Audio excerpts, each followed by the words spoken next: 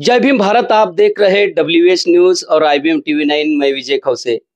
67वें धम्म चक्र प्रवर्तन दिवस की सभी देशवासियों को WH न्यूज और IBM TV9 की ओर से हार्दिक हार्दिक शुभकामनाएं।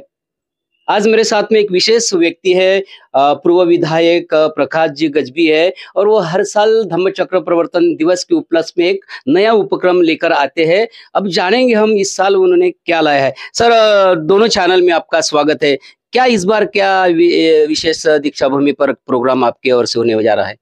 हाँ, निश्चित तौर से हमारा हर आदमी का कर्तव्य है कि अपनी जो पावन भूमि है, जो अपनी पवित्र भूमि है और एक ऊर्जा भूमि है, और वो ऊर्जा भूमि में देश के सारे कोने कोने से लोग लाखों की तादाद में आते हैं और यहाँ पे दीक्षा भूमि को नमन करते हैं।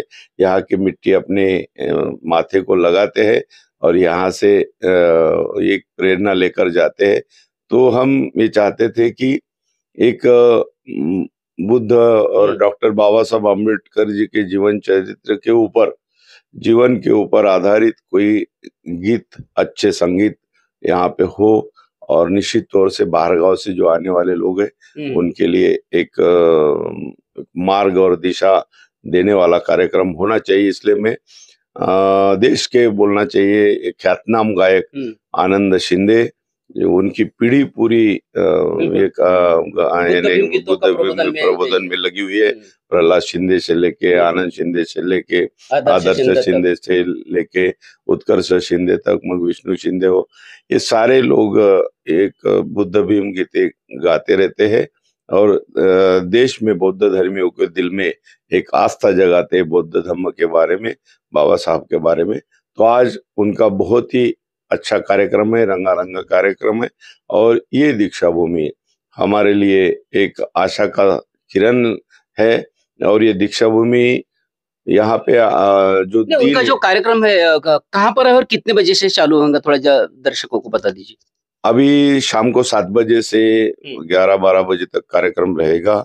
ये दीक्षा भूमि काचीपुरा चौक है, वहां पे कार्यक्रम होता है और राज्य के बहुत सारे गायक आ रहे हैं और वो भी एक मानवंदना डॉक्टर बाबा साहब अम्बेडकर जी को देंगे। कितने गायक रहेंगे मंच के ऊपर में और कितने जो गायक तकरीबन 100 गायक रहेंगे और हर किसी को वहां पे चांस मिलेगा।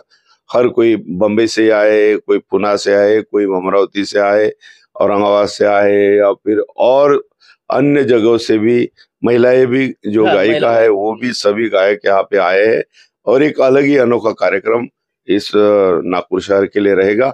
और जैसा उधर भी बम्बई में कार्यक्रम होता, उससे भी अच्छा कार्यक्रम नागपुर शहर में इस पवित्र दीक्षा भूमि पे होगा। तो हम लोगों को विनती करते हैं कि आप एक अच्छे कार्यक्रम की जो संधि आई है उसकी मैं आपको बताना चाहूंगा कि दीक्षा भूमि पे जो भी जो धम्म चक्र प्रवर्तन दिन मनाया जाता है, पहले से ही जो है ये बाबा साहब आम्बेडकर और तथागत भगवान गौतम बुद्ध के विचारों का प्रचार जो है गीतों के माध्यम से करते थे। पहले तो दीक्षा भूमि पर रात भर कार्यक्रम चलता था क्योंकि पाबंदी नहीं थी, समय की पाबंदी नहीं थी, और बीच में कुछ 10 बजे तक का समय आया था जिसके कारण वो उस प्रोग्राम के ऊपर में आँच आई है। तब से कुछ कार्यक्रम होता नहीं, मगर जो हमारे ये विधायक जी है, पूर्व विधायक जी है प्रकाश गजबी है, इन्होंने जो है परंपरा कायम रखी है और काचीपुरा चौक जो है नागपुर का, जहाँ से दीक्षा भूमि के लिए एंट्री होती है, उसी चौक में बहुत बड़ा इन्होंने मंच सजाया है। और खास करके मैं बताऊंगा 100 कलाकार बहुत बड़ी बात है क्योंकि एक कलाकार को भी बुलाना आसान नहीं है, मगर गजबी जी ने 100 कलाकार बुलाया है और 100 कलाकार अपने गीतों के माध्यम से भगवान गौतम बुद्ध, बाबा साहब आम्बेडकर जी के विचारों का प्रचार प्रसार करेंगे। गजबी जी, अब क्या अभी संदेश देंगे आप? पूर्व विधायक भी रहे हैं और खास करके कट्टर अम्बेडकरवादी भी आप हैं। इस मौके पर 67वें धम्म चक्र दिन के अवसर पर तमाम देशवासियों को क्या संदेश देंगे? हमें खुशी है कि हम बाबा साहब के विचारों के सिपाही है। मैं तो विधायक जैसे हुआ तो आप लोगों को मालूम है कि 70 साल में बाबा साहब अम्बेडकर का जो तैल चित्र है ये मंत्रालय के छाती के ऊपर नहीं था, तो मैं पहला ठहराव लाके मंत्रालय के छाती के ऊपर बाबा साहब अम्बेडकर जी का तैल चित्र और भारतीय संविधान की प्रास्ताविका में लगाया। मुझे बहुत खुशी है, जिन बाप ने हमें ये दिन, अच्छे दिन दिखाया, वो बाप को हम भूल नहीं सकते। तो इसलिए हम उनके लिए जितना भी करो उतना कम है, और हम सौभाग्यशाली समझते अपने आप को कि हम जिस दीक्षा भूमि पे बाबा साहब के कदम पड़े, वो दीक्षा भूमि पे हम पैदा हो गए हैं। हाँ। और ये जो हमारी भूमि है, ये जो भी भूमिया होगी, एक बाबा साहब की कर्म भूमि होगी महाड़ की, या फिर चैत्य भूमि होगी उनके महापरिनिर्वाण की, या फिर महू हो तो उनकी जन्मभूमि, और अन्य भूमिया होगी उनके पिताजी की, तो निश्चित तौर से उसमें से सबसे महत्वपूर्ण भूमि है वो दीक्षा भूमि है। वो दीक्षा भूमि को नमन करने के लिए हम जाते हैं, और यहीं से जो भी विचार, शांति के विचार, बुद्ध के विचार, बाबा साहब के विचार, फुले शाहू के विचार, यही से ये दीक्षा भूमि से जाते हैं।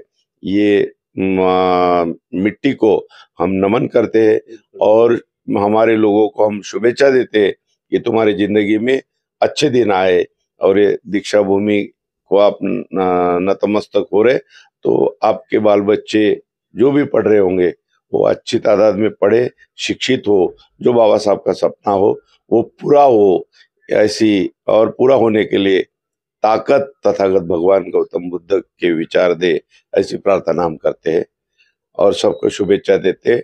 धन्यवाद। जय भीम, जय बुद्ध। निश्चित ही जो दीक्षा भूमि की जो भूमि है, ये क्रांति भूमि है, ऊर्जा भूमि है। यहाँ पर हर व्यक्ति जो आता है उसको एक ऐसी ऊर्जा मिलती है कि देश विदेश से कहीं से भी अगर आता है तो उन्हें ये लगता है कि नहीं, हम जहाँ पर डॉक्टर बाबा साहब आम्बेडकर ने एक धर्म को पुनर्जन्म दिया है, क्योंकि जिस धर्म में हम रहते थे उस धर्म में आदमी इंसान होके इंसान को वैसे व्यवहार नहीं करते थे, जानवर को अच्छा समझते थे लेकिन इंसान को नहीं समझते थे। इस धरती में डॉक्टर बाबा साहब आम्बेडकर ने 14 अक्टूबर 1956 को बौद्ध धम्म की दीक्षा दी, और तमाम जो लोग हैं 5 लाख अनुयायियों को यहाँ से बौद्ध धम्म की दीक्षा दी। उसी की ही राह जो है 67वें धम्म चक्र प्रवर्तन दिवस के उपलक्ष्य में डॉक्टर बाबा साहब आम्बेडकर के विचारों का प्रसार प्रचार हो, इसलिए पूर्व विधायक जी प्रकाश गजबे साहब ने आज आनंद शिंदे के साथ 100 कलाकारों का एक मंच साझा किया है, और दीक्षा भूमि के काचीपुरा चौक में आज 7 बजे से वो कार्यक्रम शुरू होगा और करीब 12 बजे तक के वो कार्यक्रम चालू रहेगा, क्योंकि प्रशासन ने भी इस बार 12 बजे तक का समय दिया है। तो जरूर मैं सभी दीक्षा भूमि पे आने वाले सभी दर्शकों को, सभी अनुयायियों को, सभी आम्बेडकर वादियों को, बुद्ध को मानने वाले सभी लोगों को मैं यह विनती करूंगा कि निश्चित रूप से 100 कलाकारों की जो कलाकारी है और जो भीम बुद्ध गीतों का प्रचार प्रसार जो है, इसका लाभ जरूर उठाए। तो आप देखते रहिए WS न्यूज, IBM TV 9। जय भीम, नमो बुद्धाय।